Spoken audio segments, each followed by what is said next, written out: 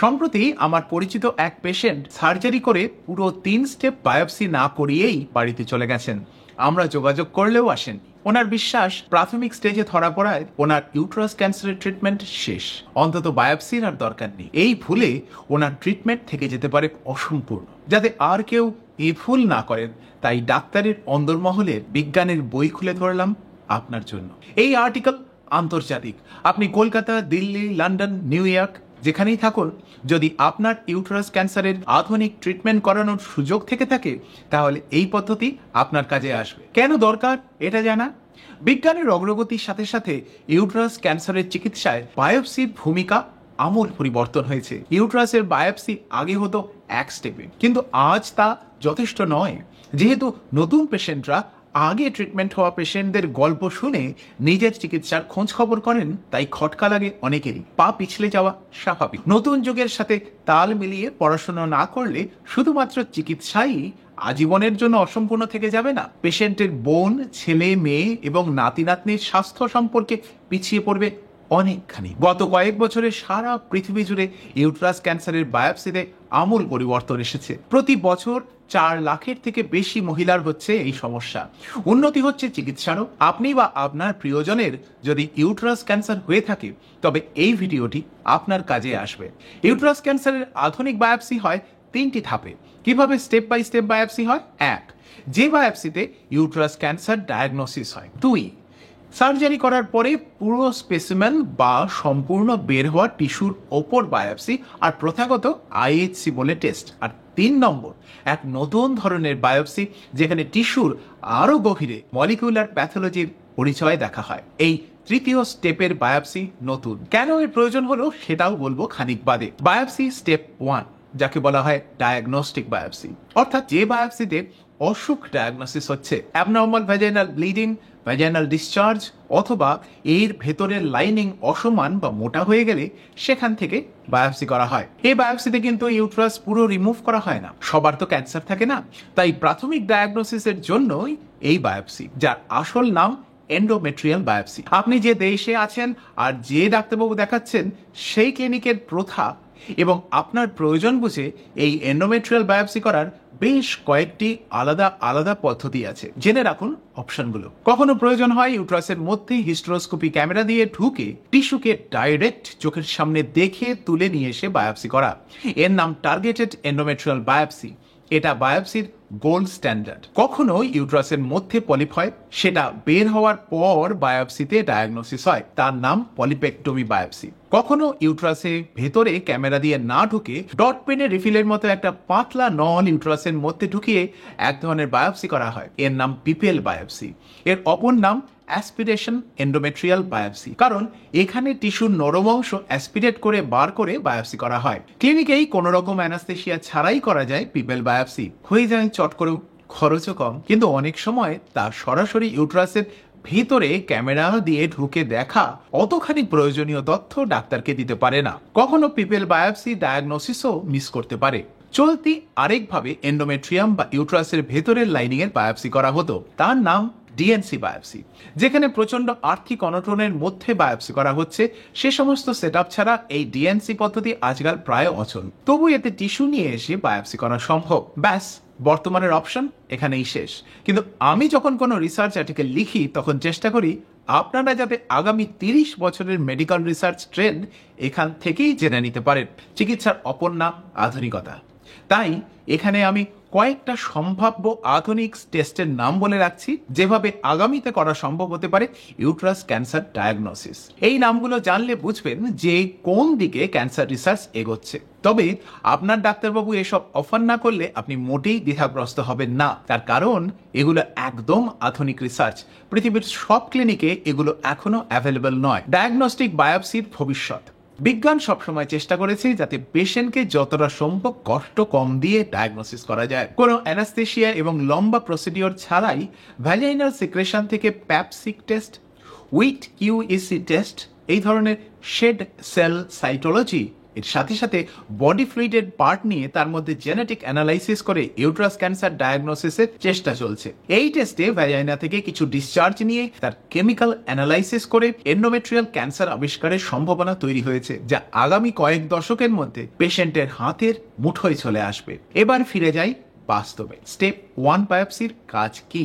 আমরা endometrial cancer ডায়াগনোসিসের কথা বলেছি, যেখানে সায়েন্স দেখেছে যে পেশেন্টের এর পর কি চিকিৎসা প্রয়োজন। যদি হিস্টেরেক্টমির প্রয়োজন হয় তাহলে প্রায় 3 ডজন সার্জারি অপশনের মধ্যে ঠিক কোনটা করলে পূর্ণাঙ্গ চিকিৎসা হবে বায়োপসি বলে দেয় সেটাও। তবু জেনে রাখুন, স্টেপ 1 বায়োপসি ইউট্রাসের ভেতরের আংশিক টিস্যু পরীক্ষা করে। পুরো ইউট্রাস টেস্ট করার মতো ক্ষমতা আজও বিজ্ঞানের এই টেস্টে নেই। ইউট্রাসের কোথাও কিছু আর লুকিয়ে নেই তো।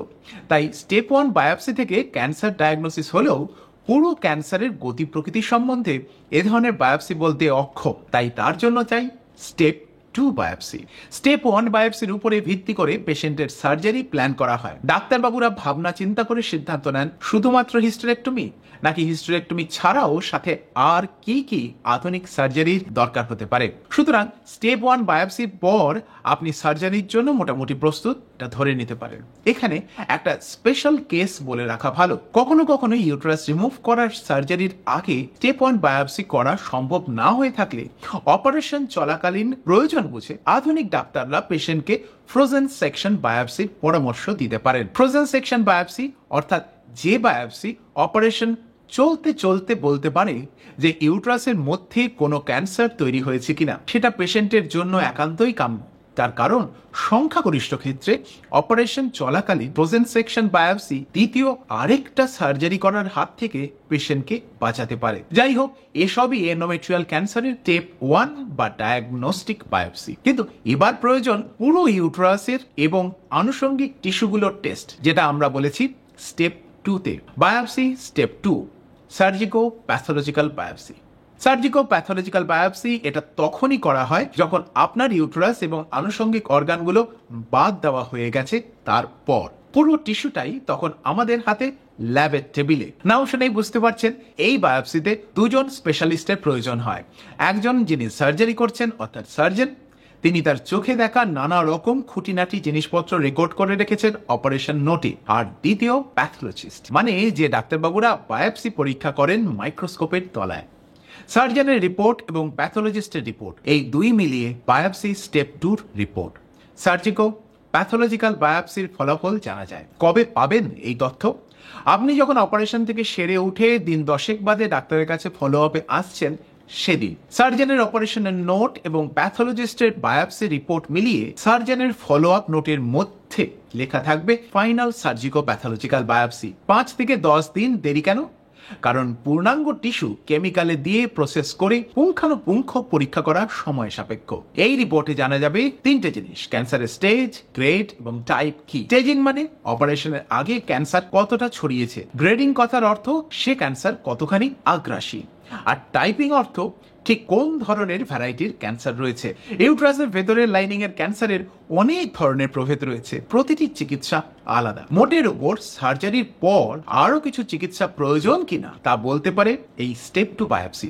এই বায়োপসিতে শুধুমাত্র ইউট্রাসের পূর্ণাঙ্গ টেস্টই হয় না, তার সাথে fallopian tube, ovary, lymph gland এবং কখনো কখনো ওমেন্টাম বা ফ্যাট পর্দার বায়োপসি রিপোর্টও থাকে। এছাড়াও পেটের মধ্যে পেরিটোনিয়াল ওয়াশিং বা স্যালাইন জল দিয়ে পেট ধুয়ে সেই জলের থিতিয়ে পড়া কোষ পরীক্ষা করা হয় এই বায়োপসিতে। তার নাম সাইটোলজি টেস্ট।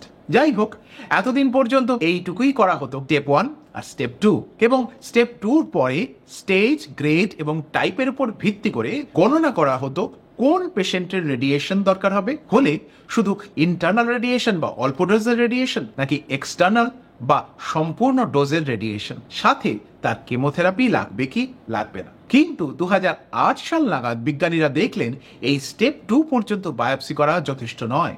বেশিরভাগ অসুখ ক্লাসিক্যাল স্টেজিং মেনে চললেও কিছু ক্ষেত্রে তার ব্যতিক্রম হচ্ছে। অসুখ হয়ে যাচ্ছে অবাধ্য। দেখা যাচ্ছে অল্প কিছু পেশেন্টের স্টেজিং খুব প্রাথমিক পর্যায়ে থাকলেও কদিনের মধ্যে তার ক্যান্সার ফিরে আসছে হই হই করে। ঠিক যেমন ভাবে অ্যাডভান্স স্টেজ ক্যান্সার ফিরে আসে, তেমন ভাবে 1997 সালে বিজ্ঞানীরা প্রথম বুঝতে পারেন সারা পৃথিবীতে অন্যান্য ক্যান্সারের মৃত্যুর হার কমে আসতে থাকলেও ইউটেরাস ক্যান্সারের সমস্যা বাড়ছে। ইউটেরাস ক্যান্সারের মর্টালিটি 1.25 গুণ বেড়ে গেছে। আছে। ব্যাপারটা নিশ্চিত হলো 2008 সাল নাগাদ। বোঝা গেল শুধুমাত্র স্টেজের উপর ভিত্তি করে যে ট্রিটমেন্টগুলো করা হচ্ছিল সেটা কিছু সংখ্যক পেশেন্টের জন্য যথেষ্ট নয়। তাদের দরকার ছিল আরো বেশি আগ্রাসী ট্রিটমেন্ট। বেশি ট্রিটমেন্টের অর্থ বেশি সাইড এফেক্ট। প্রাথমিক স্টেজ 1A ক্যান্সারের জন্য কেমো দিতে নারাজ পেশেন্ট ডাক্তার দুজনেই। এদিকে শুধু স্টেজিং করেই ইদানিং ভবিষ্যৎ আর বোঝা যাচ্ছে না, চাই আরো গভীর তথ্য। এমন কিছু রিসার্চ পৃথিবীর বিরল কিছু ল্যাবরেটরিতে হ্যাপা সায়েন্টিস্টরা শুরু করেছিলেন বেশ কিছু বছর আগেই। এবার শুরু হলো বড় মাপে। তাতে বড়সড় হেল্প পেল ক্যান্সার জিনোম অ্যাটলাস থেকে। মানব শরীরের অবাধ্য 33টি বিভিন্ন ক্যান্সার, যা ক্লাসিক্যাল ক্যান্সার ট্রিটমেন্টের কথা শুনছিল না, তাদের প্রত্যেকটা জিন খুঁটিয়ে খুঁটিয়ে দেখা হলো। খরচ $500 মিলিয়ন। তুলনায় ইন্ডিয়ার নতুন পার্লামেন্ট বিল্ডিং এর খরচ 117 মিলিয়ন। যাই হোক, পাওয়া গেল 2.5 পেন্টাবাইট ডেটা। মানুষের শরীরের 20,000-এরও বেশি জিনকে পুঙ্খানুপুঙ্খভাবে গবেষণার আওতায় নিয়ে আসা গেল। আপনার হাতে ধরা এই 32 জিবি পেন ড্রাইভে যদি 20,000 ফটো ধরতে পারে, তাহলে 2 পেন্টাবাইট স্টোরেজে ধরবে 125 কোটি বা 1.25 বিলিয়ন ছবি। এই তথ্য বিশ্লেষণ করতে গিয়ে ক্যান্সার বিশেষজ্ঞদের চোখ ছানা বড়া। তাতে দেখা গেল ইউটেরাস ক্যান্সারের আরো কতগুলো অজানা প্রভেদ রয়েছে, সেগুলো সবই জেনেটিক প্রবলেম। এই প্রথম জানা গেল কার কতখানি চিকিৎসা দরকার। শুরু হলো step 3 uterine biopsy step 3 molecular pathology biopsy. Final step 2 biopsy রিপোর্টে 7 থেকে 10 দিন পরে ডাক্তারের কাছে হাতি এলে তারপর শুরু হয় এই স্টেপ 3 বায়োপসি। মেডিকেল রিসার্চের গতি ধীর, তাই এ ধরনের রিসার্চের ফলাফল সাধারণ মানুষ পর্যন্ত পৌঁছতে সময় লেগে যায় আরো অনেক বছর। 2019-এ পৃথিবী প্রায় মনস্থির করে ফেলল যে নতুন ধরনের বায়োপসি চাই। 2020-তে করোনার সময় এই ধরনের বায়োপসির রিসার্চ বড়সড় ধাক্কা খায়।